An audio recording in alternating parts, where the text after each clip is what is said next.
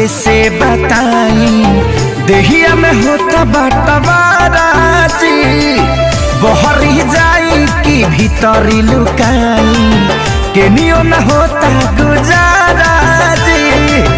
माई रे माई ना छोड़ सदुल भाई चोली रंगा गइल पानी में हमर सैया जी डालस बनानी में छोटका देवरा हो छोटका देवरा दादा दानी में हमर सैया जी डालस बनानी में छोटका देवरा दादा दानी में साहिजा गए साथी साहिजा होली भटवरे साहिजा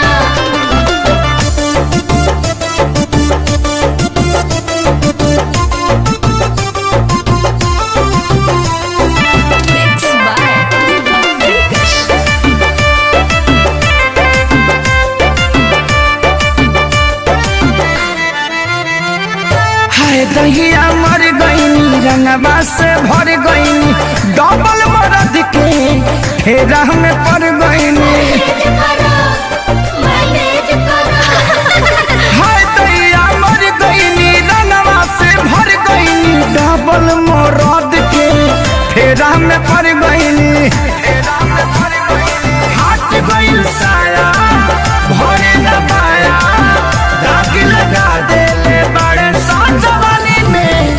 हमर सैया जी डालस बनानी में छोटका देवरा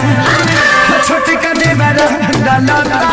दलानी में हमर सैया जी डालस बनानी में छोटका देवरा डाला दलानी में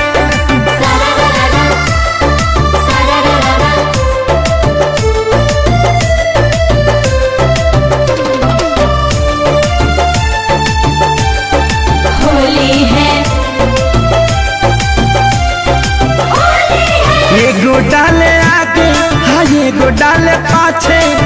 कौनो जगह ही हमर खाली न बाचे एगो डाले आगे एगो डाले पाछे कौनो जगह ही हमर खाली न बाचे माने न पावन कहीं न जावन खेसरिया के चलते बानी हानि में हमर सैया जी डालस बनानी में छोटका देवरा डालेला बखानी में हमर सैया जी डालस बनानी में छोटका देवरा डालता दलानी में छोड़ दर ससुरावा नहीं हरवे ठीक।